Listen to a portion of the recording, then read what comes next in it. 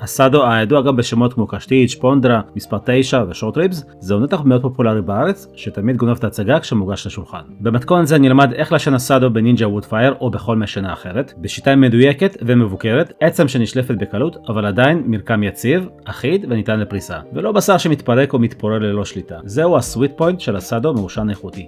אבל לפני הכל, קבלו מספר טיפים שיעזרו לכם להשיג את התוצאה הכי טובה. חפשו נתח עבה יחסית עם עובי אחיד לכל האורך. הסאדו דק מדי יתייבש לפני שהקולגן יספיק להתרכך. מכסה הסאדו נוטה להתייבש, לכן העדיפו להכין הסאדו רק עם שכבת הבשר שצמודה לעצם וכמה שיותר עבה. חפשו נתח עם שיוש פנימי, זה מה שיבטיח עסיסיות וטעם עמוק אחרי בישול ארוך. השאירו שכבת שומן דקה על פני הנתח. השומן נמס במהלך העישון, מגן על הבשר מפני התייבשות ותורם לעסיסיות. המשקל המינימלי המומלץ לסאדו הוא בין 2 ל-2.5 קילוגרמים, כדי לאפשר את פירוק קולגן נכון ושמירה על עסיסיות ורקות, עם עצם שנשלפת בקלות בלי שהבשר יתייבש או יתפרק. אז בואו ניגש לעבודה. בחלק האחורי של הסאדו, בצד העצמות, קיימת לעתים ממברנה דקה וקשה, שמחברת בין העצמות לבשר. הממברנה הזאת אינה מתרככת בבישול ארוך, חוסמת חדירת טיבול ועשן, ועלולה לפגוע במרקם ובאחידות התוצאה. לכן אם היא קיימת, מומלץ להסיר אותה לפני תהליך הבישול. פשוט נעזרים בסכין מטבח, משחררים בעדינות פינה של הממברנה, אוחזים עם נייר סופג ומושכים לאט לאט תוך הפרדה מעצמות. את הסאדו אני מטבל בתבלינים יבשים ובנדיבות בכל הצדדים, כך שהטיפול נספג לאט בעישון ארוך, בונה עומק טעמים ויוצר שכבת קראסט, שזהו בעצם אברק, בצורה מושלמת שעוטפת את הבשר. רטבים מתוקים אני משאיר לסוף, כי סוכר נשרף מוקדם בעישון ארוך, יוצר מרירות ופוגע בהתפתחות הקראסט ובטעם הנקי של הבשר המעושן. בינינו, לנתח כזה אפילו מספיק מלח, פלפל שחור ושום גבישי. בפרק זה אני מעשן את הסאדו בגריל מהשנה של נינג'ה, ואלה הכללים המנחים שלי. במעשנות פלטים חלל קטן, בהם זמן הבישול קצר יחסית, אפשר ואף מומלץ להתחיל בטמפרטורה נמוכה של 80 עד 110 מעלות. בעוד שבמעשנות הגדולות והבסרטיות, בהם יש גוף חימום מרכזי אחד, רצו לעשן ב-110 מעלות כבסיס ללואוד סלואו. אגב, אם אתם אוהבים את התוכן של הערוץ, אשמח אם תעשו לייק ותירשמו לערוץ. אז ברגע שהמעשנה מוכנה, את נתח הסאדו אני מניח על מגש הגברה בשביל לאפשר עישון מיטבי של כל הנתח. אני מחבר מתחום שיאפשר לי לעקוב אחרי הטמפרטורה הפנימית של הנתח, כשהמטרה להגיע לברק יפה, רנדור ורקות של שכבה חיצונית, והגעה לטמפרטורה בה היא מפסיקה לעלות והזמן לעטוף את הנתח. אז אצלי הנינג'ה מכוונת ל-100 מעלות, ואת המתחום אני מכוון ל-75 מעלות טמפרטורה פנימית. בואו נדבר קצת על מתחומים. אז יש לנו את המתחום הפנימי של נינג'ה שאפשר להיעזר בו. כרגע החיסרון של הדגם הזה ספציפית הוא שהוא פשוט עובד ידנית. כל המכשיר הזה הוא ידני ואי אפשר להתחבר אליו. עכשיו, יש לנו מתחומים אלחוטיים שמאוד יעזרו, מאוד יקלו לנו על העבודה השוטפת. אלה עובדים על בלוטוס, כמו מיטר, כמו אינגברד, פשוט נועצים אל תוך הנתח ואפשר להתרחק ממנו, וכך גם לנטר אחרי בעצם כל התהליך העישון.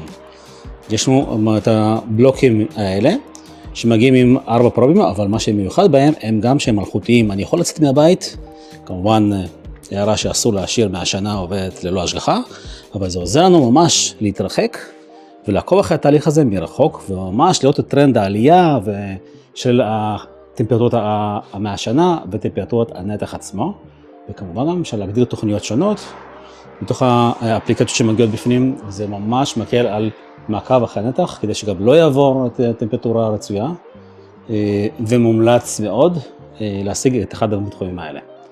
כל הכישורים אני כמובן אוסיף למטה, ואם יהיו מבצעים שאני יכול לעשות עם הספקים כמו קרמי דירקט, אני כמובן אציין את זה למטה. לאחר כשעה וחצי עד שעתיים של עישון, מתחיל להתגבש הברק, שזאת השכבה הכהה ומלאת טעמים שנוצרת כתוצאה מחשיפה לעשן עם סוכרים ותבלינים, והשומן שמתחיל להתמוסס ולחדור אל תוך פני הבשר. בשלב זה מתחילים להשפריץ כל 30 דקות במי סילן, שזה בעצם סילן ומים שמדוללים ביחד, או חומץ תפוחים, כדי לשמור על לחות והמשך יצירת הברק. אוקיי, אנחנו רואים שהגענו כבר ל-75 מעלות, אפשר לראות כאן את העלייה, אנחנו בערך ב-100 ומשהו, שזה מעולה, הוא תקוע בטמפרטורה מאוד טובה.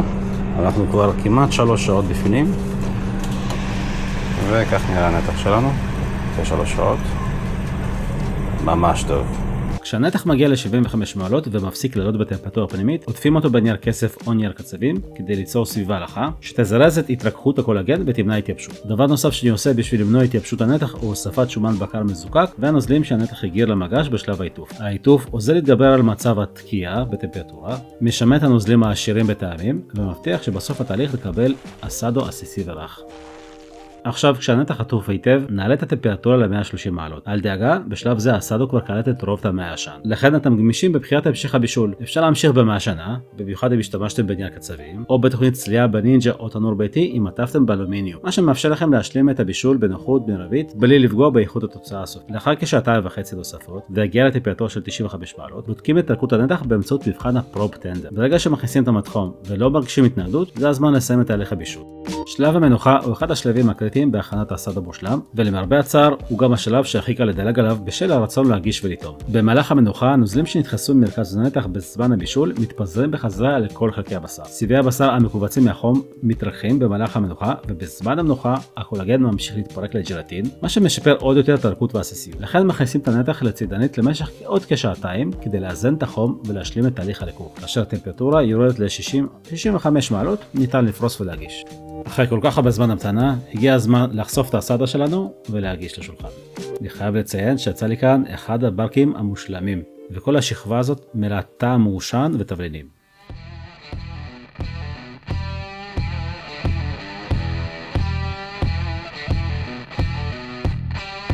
בפריסה עצמה מרגישים כמה בשר רך וללא התנגדות. הוא עדיין מאוד יציב על העצם, אבל הוא גם מאוד מאוד רך.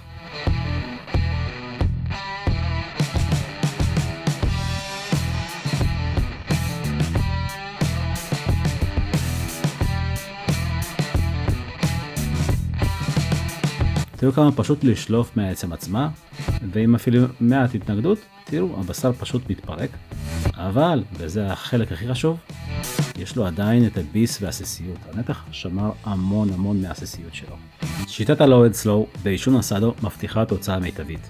בשר נימוח, מעושן ועסיסי. התהליך אומנם ארוך ודורש תשומת לב, אבל עם סבלנות, הקפדת טמפרטורה ושליטה בתהליכים, התוצאה תהיה לא פחות ממושלמת.